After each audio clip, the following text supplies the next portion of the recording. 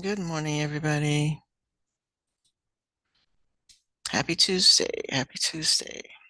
Good morning. Good morning.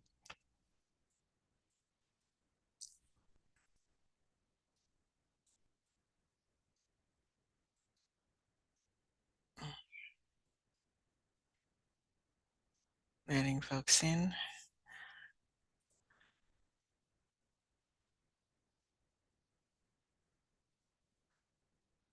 All right, today's about agriculture.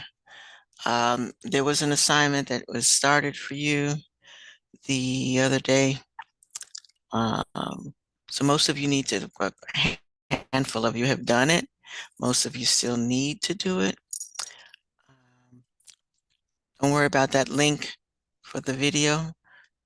You probably can't link to it. I just put it there as a placeholder for me because I couldn't save it in the video file. So don't worry about trying to open that one. Um,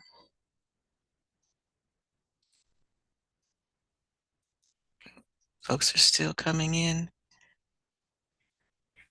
I am going to put a Nearpod in the chat on agriculture, but I'm going to wait till most people are in. But like I said, most of you need to do this, so go ahead and get started on that.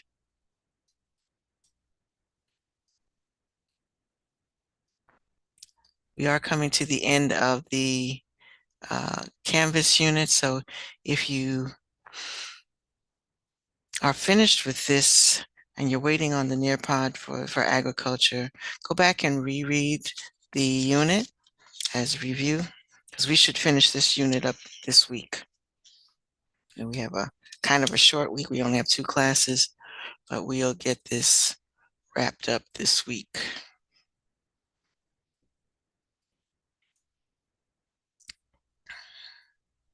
And you know what that means? That means next week we test it. So go ahead and start preparing yourself for that. Good morning. I got a lot of people who are logged in and not on camera. Like half of you are, half of you aren't. Thank you. Good morning. Good morning.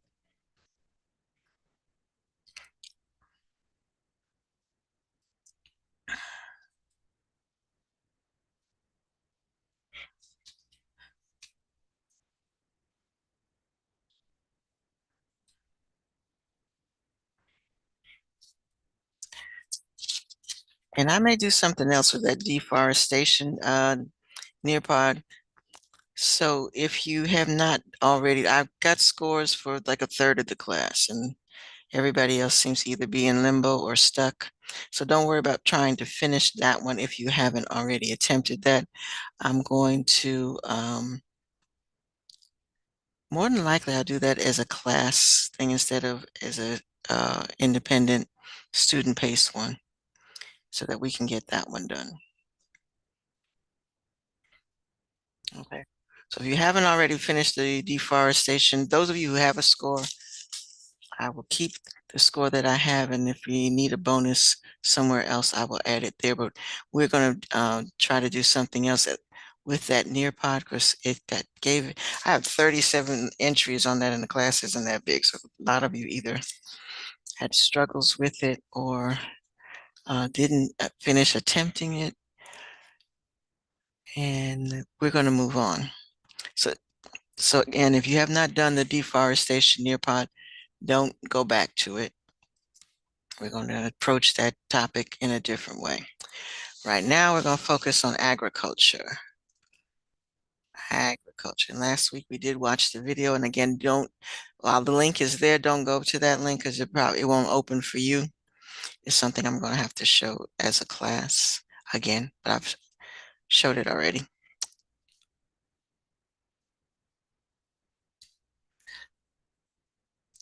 Make sure you answer this question number 4. Make sure you're answering pros and cons. Okay. So for each of these 5 topics, you need to say why it's good. It's a good practice. These are agricultural practices. Why is it a good practice? And what is the downside of this practice? And then you need to suggest 2 ways to reduce the human impact of, of, of the impact of human activities on land pollution. Because some of these activities add to land pollution. Okay.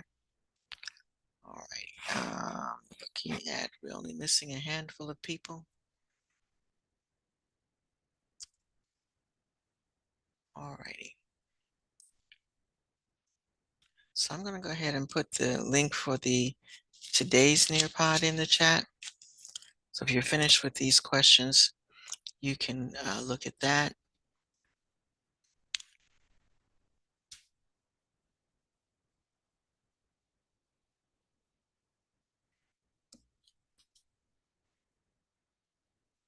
I knew I should have waited another minute. Someone else just came in. Good morning, good morning, good morning.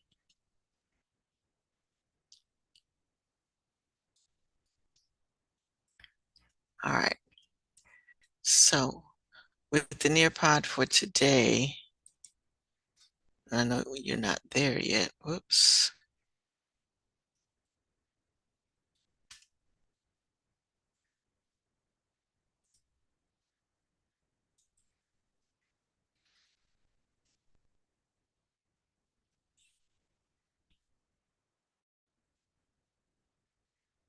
All right, we got 2 people in already.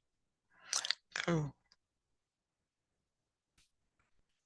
All right, so this is what you're looking at for this one. And this one is more of a review type game.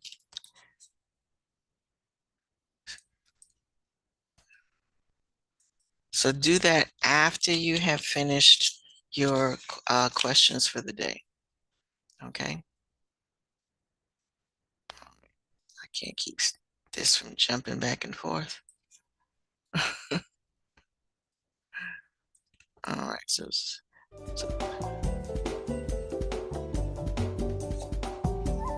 all right.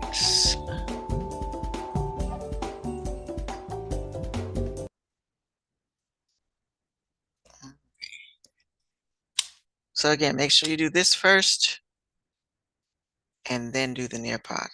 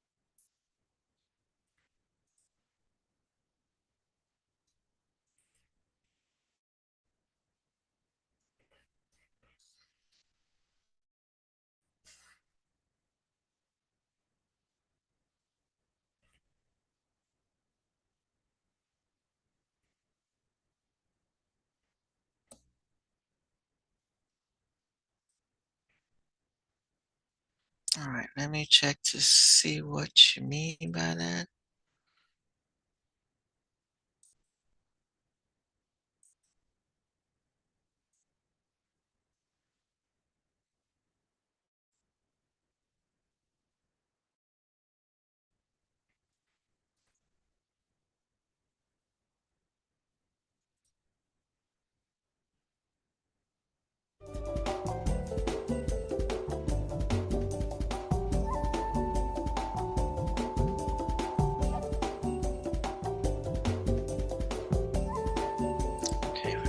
That's toothpaste I can't see, so I have to.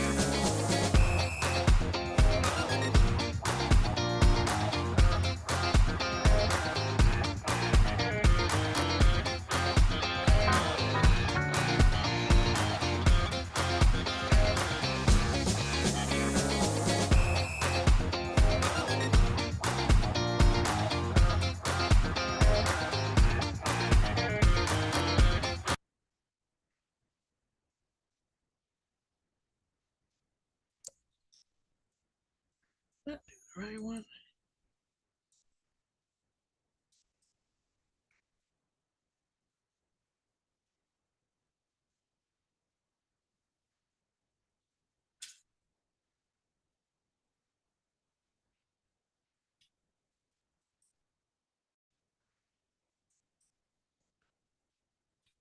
I may have given you the wrong one. Give me 1 second.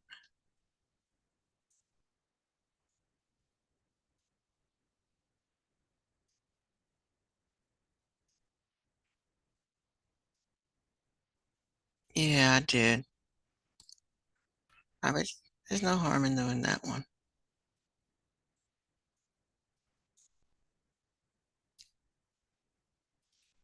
That's on science. That's not agriculture.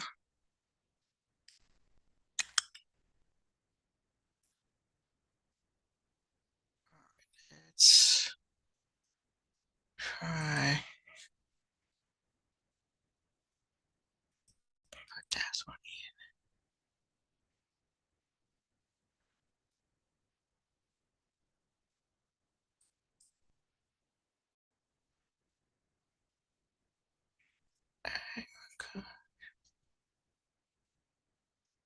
Yeah, the one I gave you the wrong link, folks. That one was scientific revolution. It was supposed to be agricultural. All right, give me a second on that one. All right, so if you started that one, no worries. That one was the scientific one.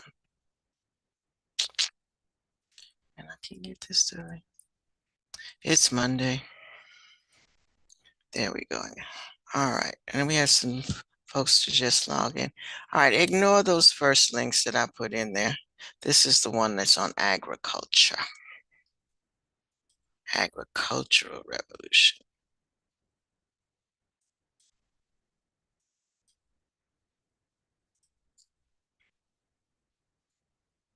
All right. Sorry about that.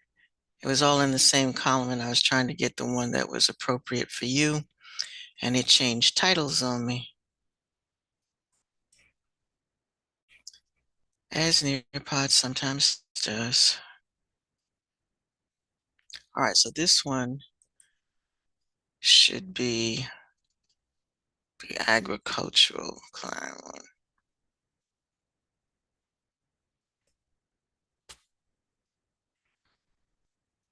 All right, so it's okay if you started that first one. It doesn't count. This is the one that you should be doing. It was interesting because it was scientific, but it's not agriculture. I need you to do agriculture. Okay.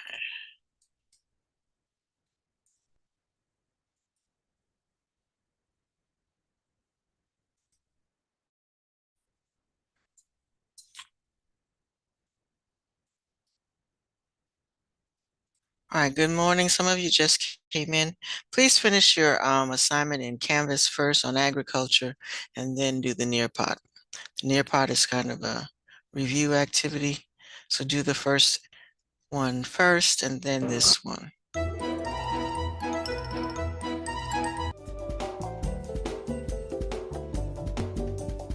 Okay. And can I mute this music?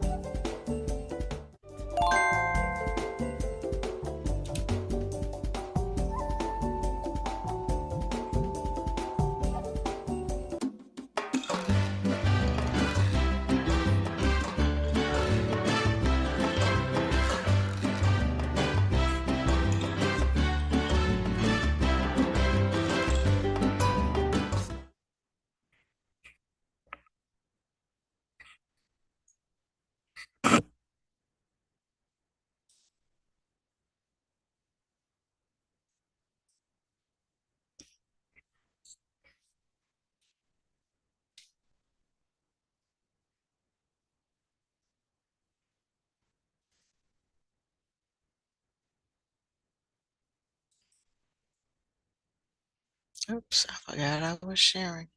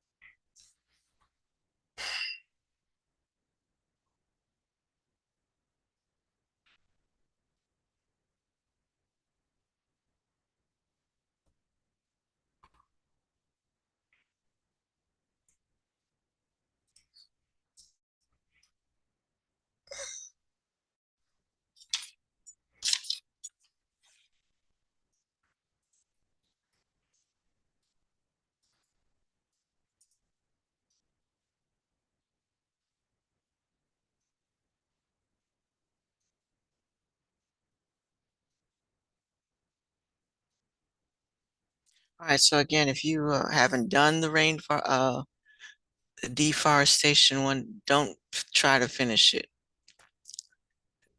People are getting stuck at a certain point, and a lot of you haven't finished it. Those of you have, I've recorded your score, so no, not to worry about that. You will get credit for it somewhere along the way.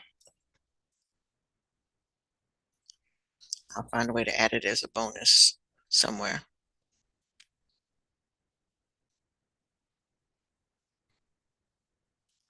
All right, so again, make sure that you've done the agricultural activity that's in Canvas and then do the Nearpod.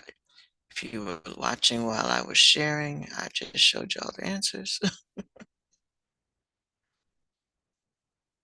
That's designed as a review and not necessarily the main event.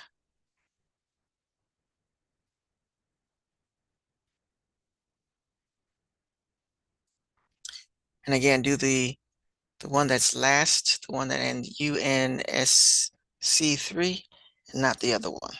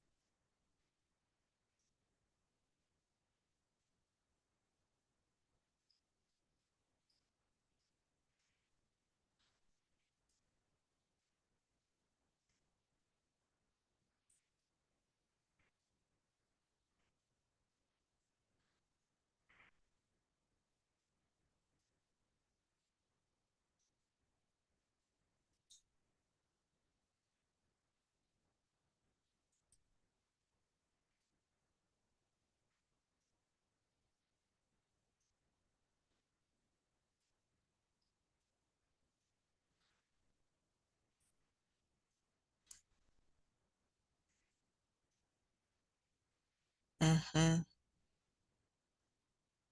Yes, I know you cannot watch the Green Revolution video. In fact, let me just take a minute. I'll show that again.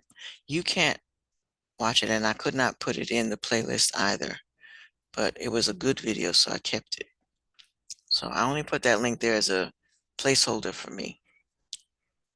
But let me go ahead and show that again. It's worth showing again because it was good. Give me 1 second to do that.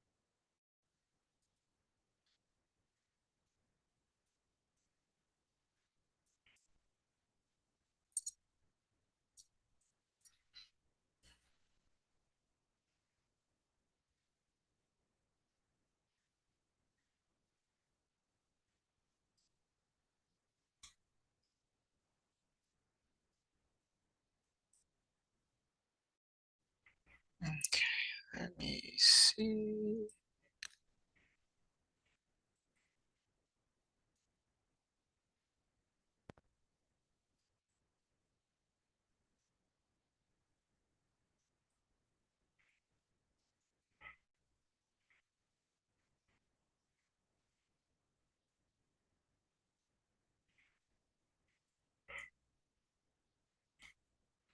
Oh, yes, Shayla, go ahead.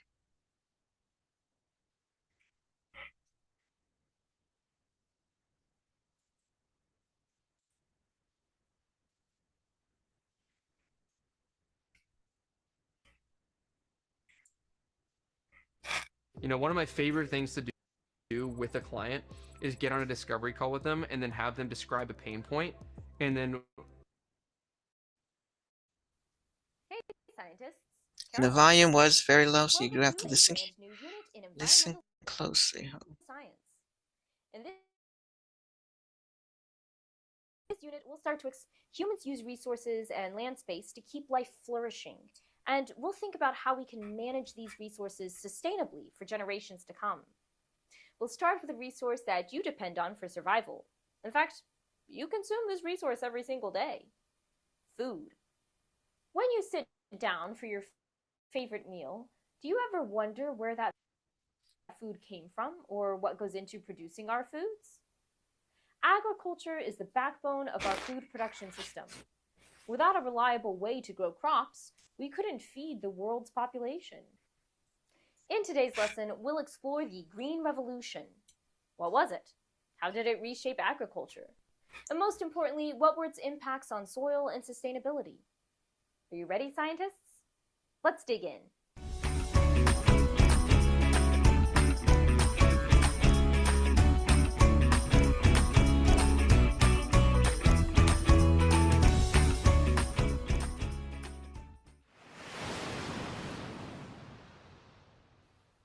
During the Industrial Revolution, agricultural societies transformed into urban societies.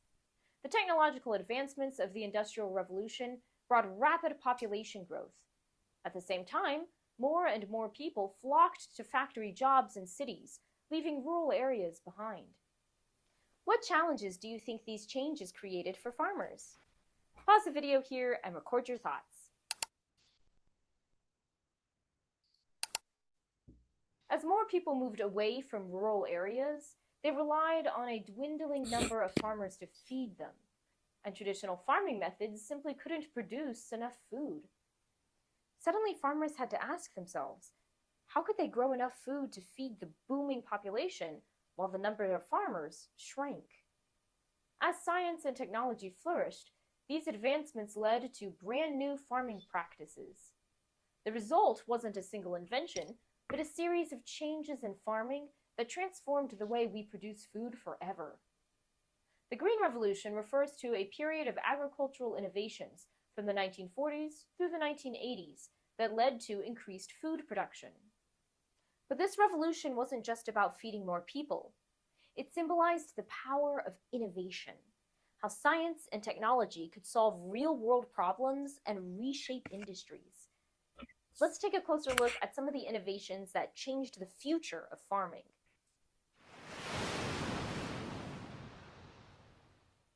Take a look at this farmer's field.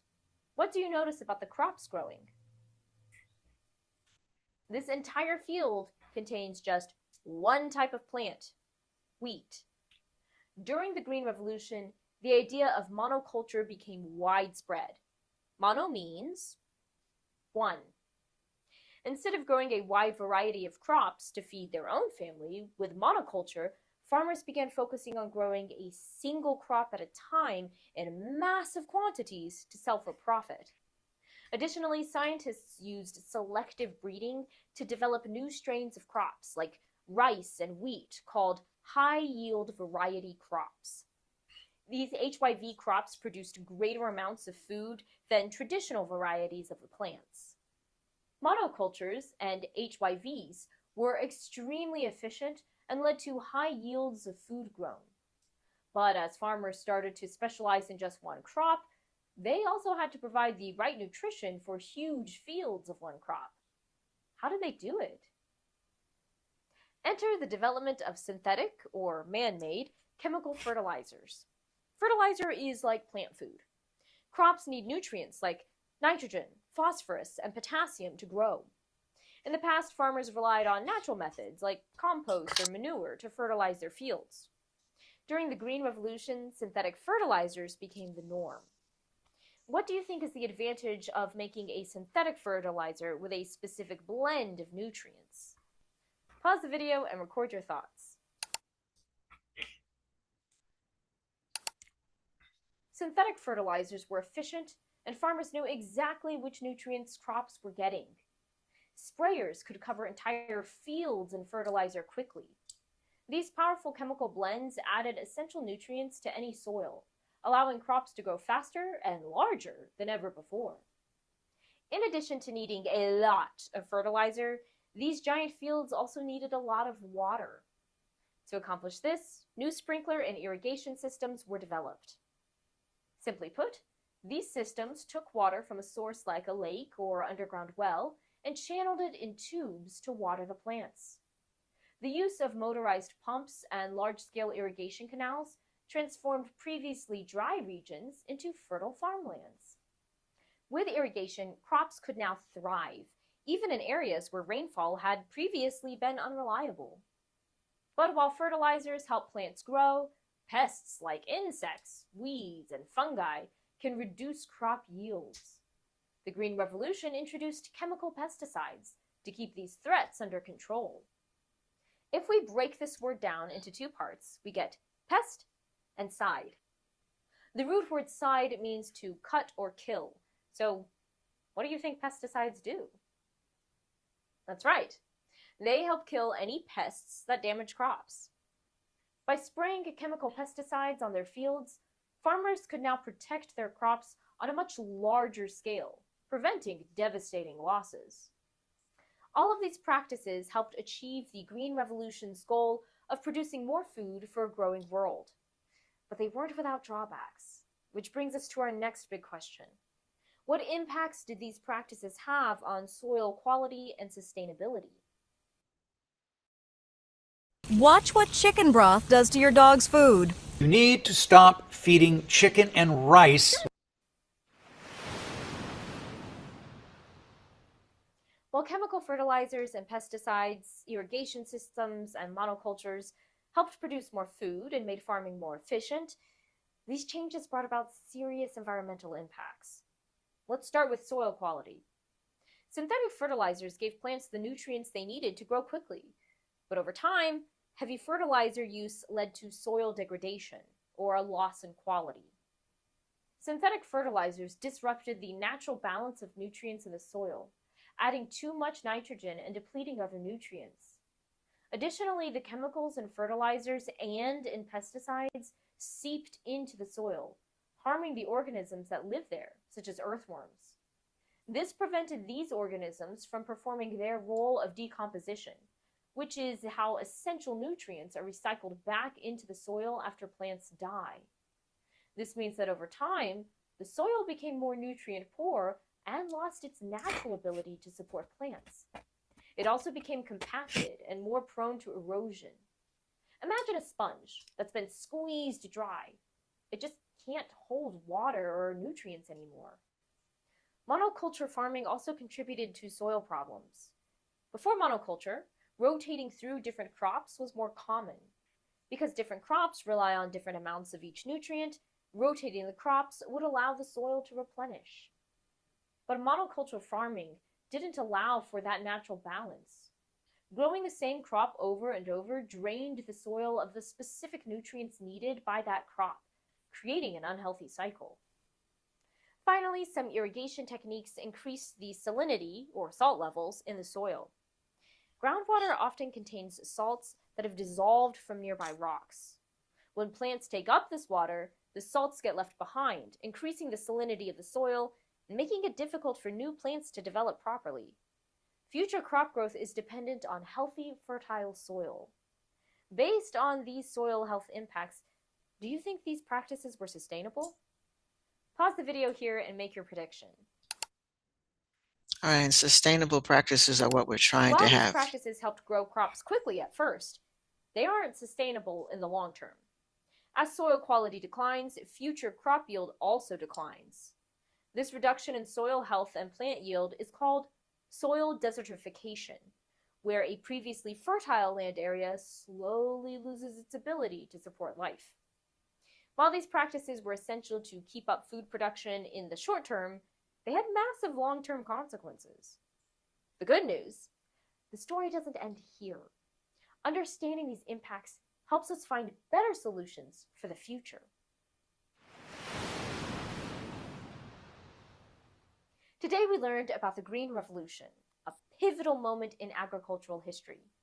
We explored the key practices that allowed us to produce enough food to meet the needs of a growing population, like monocultures, fertilizers, irrigation, and pesticides.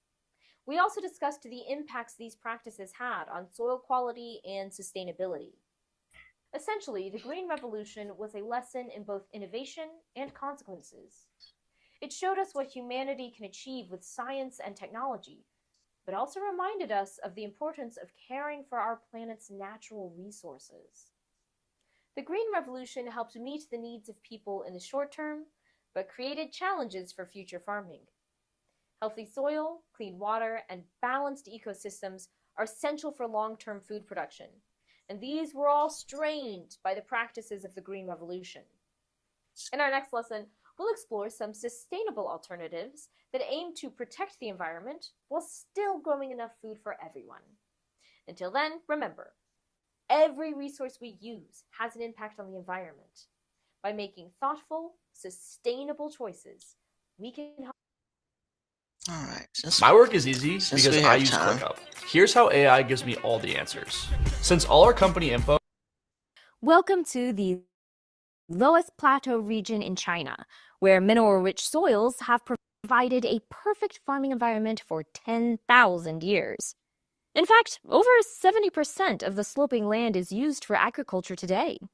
But between 1950 and 2000, the population in this region grew rapidly.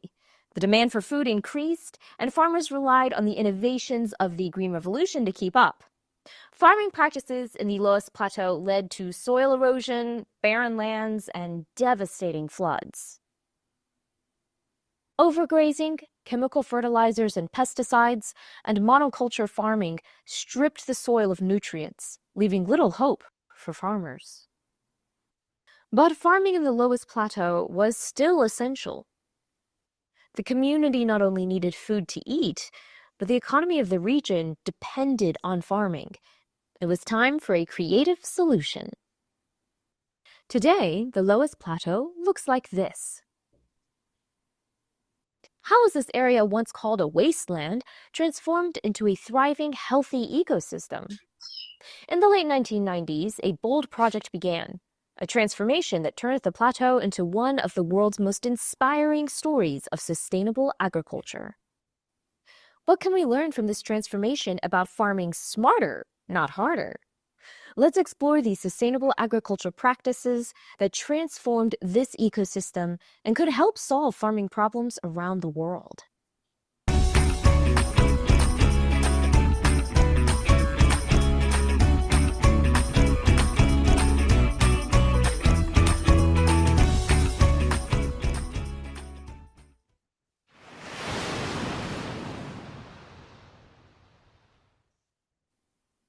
Green Revolution practices like monocultures, synthetic fertilizers, chemical pesticides, and irrigation were great for high yields, but caused significant environmental damage in the Loess Plateau. In the late 1990s, a government program was established to try and restore the soil. They converted some existing farmland back into forests or grasslands. But for the remaining farmland, new sustainable practices were introduced. Let's take a look at these sustainable alternatives. While monoculture farming is efficient, planting only one thing can drain the soil of essential nutrients. So, what could be done differently? Planting a variety. Crop rotation is a method where farmers plant one crop in a field, then switch to a different crop the next planting season. Intercropping is when farmers plant multiple crops at the same time. Finally, agroforestry integrates trees and shrubs into farms. All of these sustainable practices add nutrients back to the soil and help prevent erosion. In the Loess Plateau, farmers did all three, planting a diverse mix of crops, trees, and grass. This approach not only added nutrients back to the soil, it reduced the risk of losing entire harvests to pests or diseases, while improving soil health and stability. And without monocultures draining soil nutrients, the need for synthetic fertilizers disappeared. Remember, synthetic fertilizers can degrade the soil over time and cause pollution from runoff into nearby bodies of water. Instead of relying on chemical fertilizers, the Loess Plateau project focused on natural methods. What are some natural ways to add nutrients to soil? Pause the video here and brainstorm some ideas. Everybody know what composting is? Maybe you thought about compost and manure. Both of these are natural fertilizers that can be added directly to soil.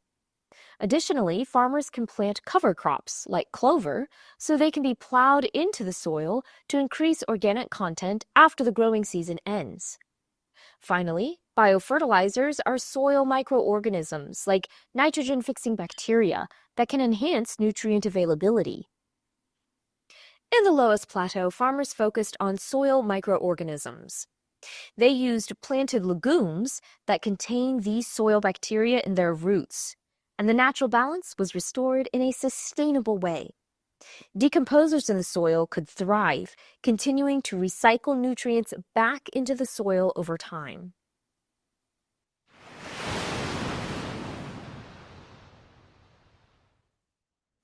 To help manage pests, farmers also had to find a sustainable alternative to chemical pesticides. While the crop diversity did help with some pest control, additional methods were still needed for the remaining insects and fungi that could ruin crops. One sustainable alternative is using physical barriers like nets or mulches to protect the crops. Another method is biological pest control, which takes advantage of natural food webs to control pests. How do you think leaning into natural food webs could help manage pests? Pause the video here and record your prediction.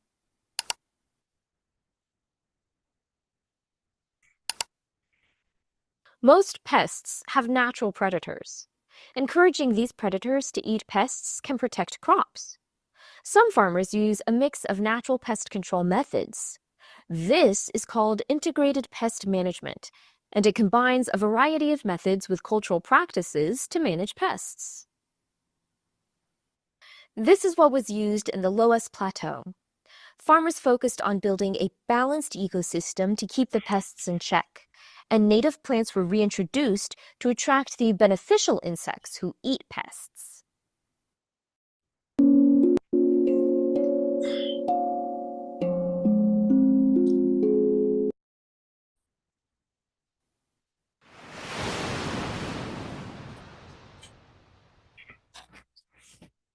Farming uses a lot of water, and some irrigation methods can waste water or cause runoff that pollutes nearby rivers, streams, or lakes. So, what are some sustainable options for watering crops? Drip irrigation delivers water directly to plant roots to minimize waste. Rainwater harvesting collects rainwater and stores it for use during dry periods. Mulching can reduce evaporation from soil and help conserve water. And terracing is when level steps are built along slopes to slow water runoff and give the soil more time to absorb rainfall. Take a look at this photo of the Loess Plateau slope. Which of these methods do you think would best help farmers in this region?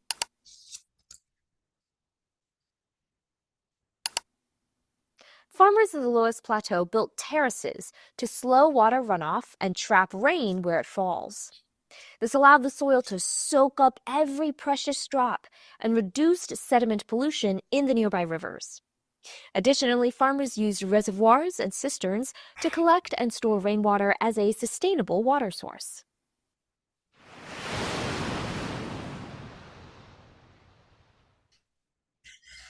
While practices from the Green Revolution focused on increased yields in the short term, these new sustainable practices focused on long-term benefits. Environmental impacts were clear. These practices balanced the ecosystem, and with improved soil fertility, there was also less erosion and cleaner water. All of these benefits support the ability to grow food now and in future generations. But what's even more amazing is that the benefits extended beyond environmental impacts. The Loess Plateau project resulted in huge economic benefits. On average, it doubled the income for the farmers and people in project households. This increased income for farmers, reduced poverty rates, and by 2007, more than 2.5 million people in the region had been lifted out of poverty. Additionally, the Loess project created new job opportunities both on and off the farms. There were social benefits for all types of stakeholders, too. This massive project required better infrastructure. New roads were built to accommodate farm trucks and the machines needed to build terraces, and dams were strengthened to help conserve water. All members of the community benefited from these improvements. Food security for the community also improved. These practices increased food production on the farms and reduced food loss during droughts. Despite these amazing impacts, there were some costs with this project too. This ambitious program required a huge financial investment, and people weren't sure if it would work. Additionally, there were concerns about maintaining food production and respecting the traditions of farmers in the Loess Plateau. But with collaboration, monitoring, and time, this project has proven to be a success. The Loess Plateau reminds us that even the biggest problems can be solved to transform the environment, the economy, and the lives of people.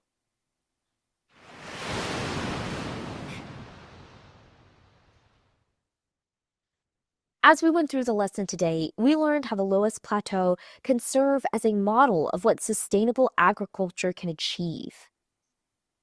Sustainable alternatives are proof that farming doesn't have to hurt the environment. By working with nature, whether it's trees, natural predators, or water-saving tech, farmers can grow food sustainably, support community growth, and protect our planet. What's amazing is that sustainable alternatives don't have to be high-tech, and they can be applied anywhere, from your backyard garden to large-scale farms. Pause the video here and reflect on this lesson. If you were going to start a garden, what is one practice from the Loess Plateau that you would want to use? All right. In your lesson activities, you'll have the chance to explore some of these amazing agriculture practices around the world. Until next time, remember, by focusing on sustainability, we can find creative solutions today to grow a greener tomorrow. Keep learning and thinking outside the box, and I'll see you next time. All right. Okay, so that was what I should do is add that link on here as well. Not that you can watch it outside of me showing it to you, but those were two good videos that go with this topic of agriculture. If you finish with agriculture, next class we're going to look at soil profiles. So go on and look at soil. What is soil? How do we get soil? And you do have to know what the soil profile is. So this is what we're going to look at next class. I'm actually going to have a worksheet that goes with this. So go ahead, and if you finished everything else, to go ahead and look at soil profile. And again, we're going to look at deforestation. Sorry, this is desertification. We're going to look at what happens when we farm too much and we strip the land. So you are going to have to do this activity on a worksheet for next class. So make sure that if you're finished with everything, you just go ahead and look at the next one. And again, this is the last of the units for this topic of man's effect on land. So let me come back here. Again, prepare yourself. All right, so the human impact on land. So our last lesson is soil erosion. So if you finish with agriculture, go ahead and get a head start on reading that. Okay. All right, so there's a few minutes left to class. I'll let you finish up whatever needs to be finished.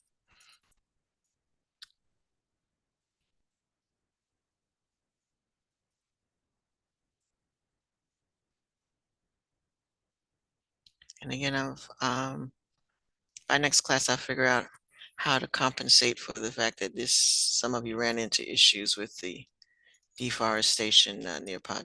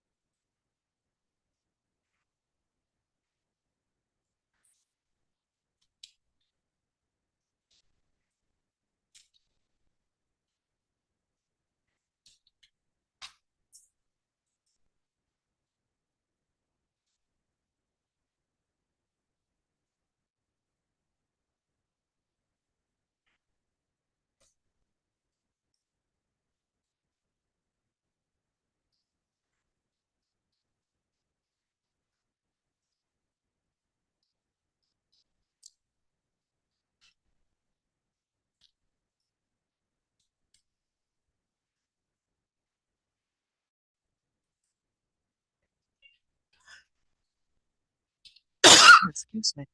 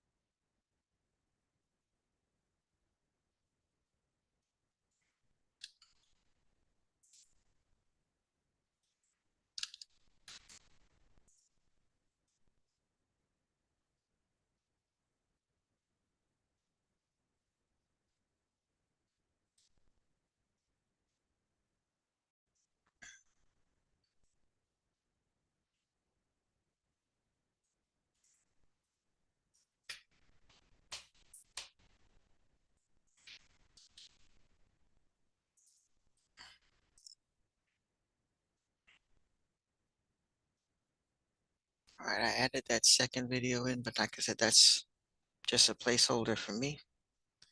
You won't be able to show it. I mean, watch it again. So, but you were paying attention the first time.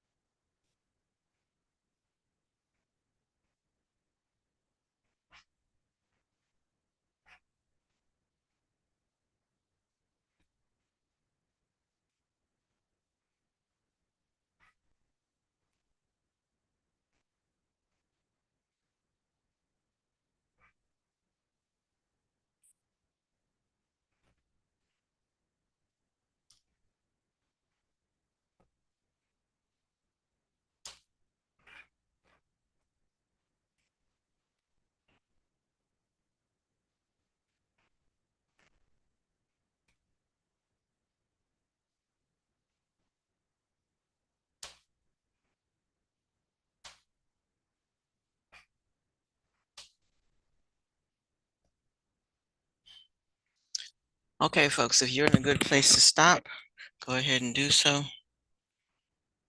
And I will see you on Thursday, and we'll talk about soil.